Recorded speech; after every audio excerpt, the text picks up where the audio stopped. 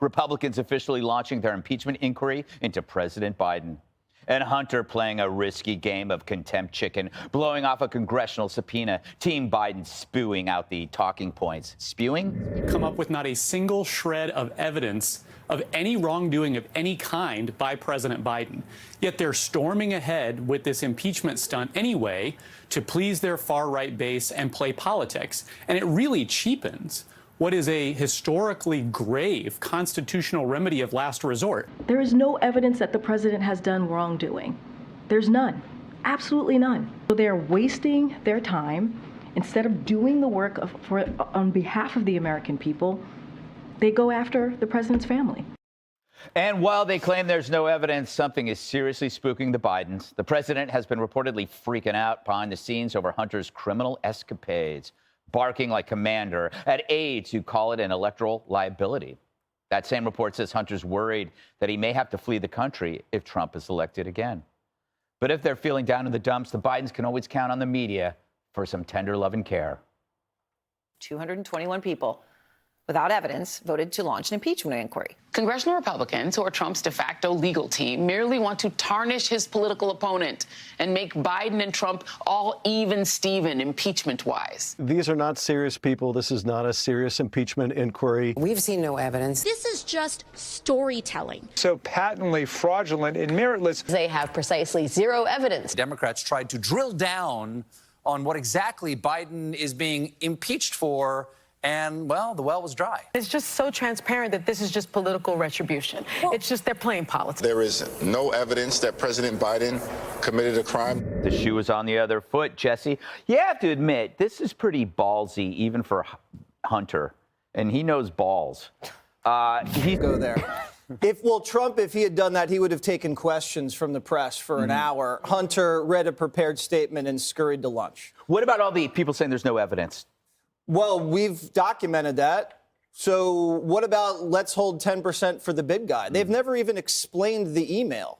Or what about when your father flies you to Mexico? All right, Jessica, that was a lot of serious allegations. That was I would call that a long list. Laundry of list. Serious infractions. I don't think you have a response for that, do you? Care to pass? No. Professor Tarloff? I'm going to collect my $200 and keep going around the board. Yeah, it was a lot of stuff, and I hope that all of it gets addressed. I realize that I have been derelict in my duty, that I should begin every statement with, if President Biden is found guilty of whatever high crime and misdemeanor they say they have him on, though none of them can name it, then Democrats should abandon him. This is not a cult.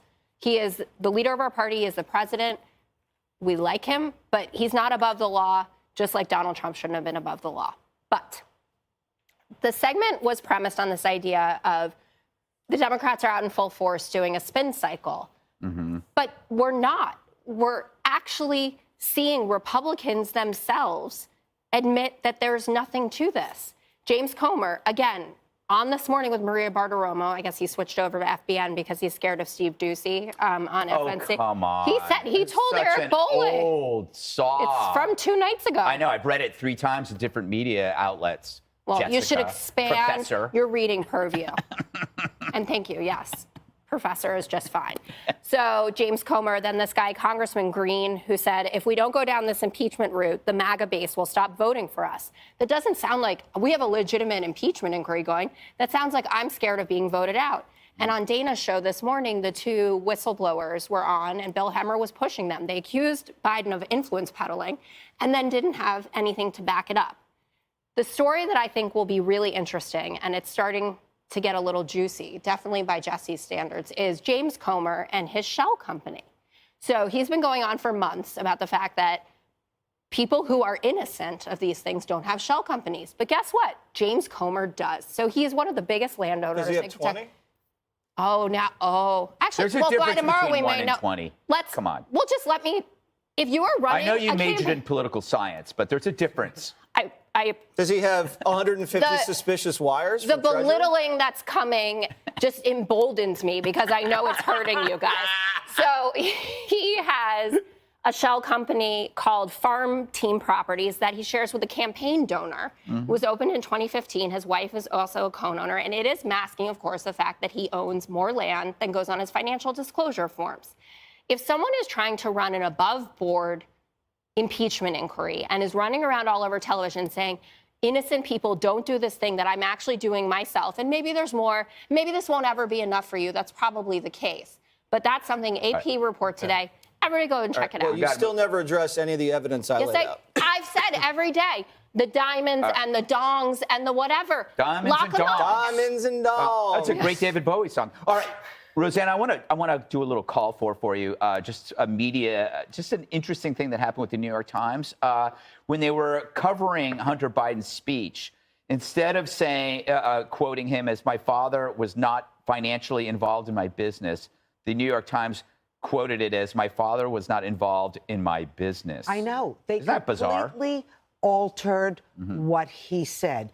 And it was, originally at like 9:26 a.m. It took them hours later to put the financially part back in it. But they never corrected it. They never had, sometimes they have that little asterisk with the correction. What happened to the New York Times? It used to be the paper of record. Now it's an advocacy newspaper. And, the people that work there, if the opinions are not what they believe, they throw themselves and start crying on the floor like 12-year-olds. Dana, so you hear this backstory. Joe's freaking out. Hunter thinks he's going to have to leave the country. A friend of mine posited this theory. If you want to throw the Dems into chaos, Trump should promise to pardon them and just see how much pressure would be applied to Joe to step aside. But you'd end up with Gender Newsom. So what do you do? I've actually had a similar thought today that if one of the things that you could do is say, I will pardon Hunter, but this investigation should go on. At least that gets to the truth, Joe. Like, you won't have to worry about it. If you're not president anymore in January of 2025, I'll pardon him. That Trump could say that. We'll see. I think that the other thing that's happening is President Biden's numbers are so low. I think, was it Gallup or Pew that came out today, had him at 33% approval. That's just historically low for an incumbent running for re-election. And what people can grasp is that this is fundamentally unfair. What Hunter Biden kept saying yesterday is that I'm being targeted because my dad is the president.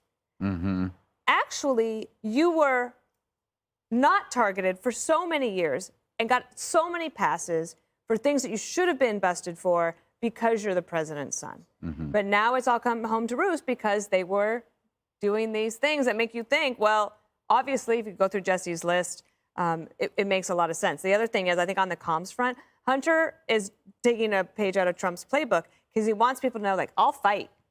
So, okay, I'll fight. Even if I might go down, I will go down swinging. What's curious to me is that why would you hitch Eric Swalwell to your wagon? Like, he took him with him everywhere yesterday. So is that where your communication strategy is coming from? China. That was weird. China. I hadn't thought of that. Yes, the China He connection. didn't know about Fang Fang. Exactly. Well, He's an RIP. idiot. That's the problem.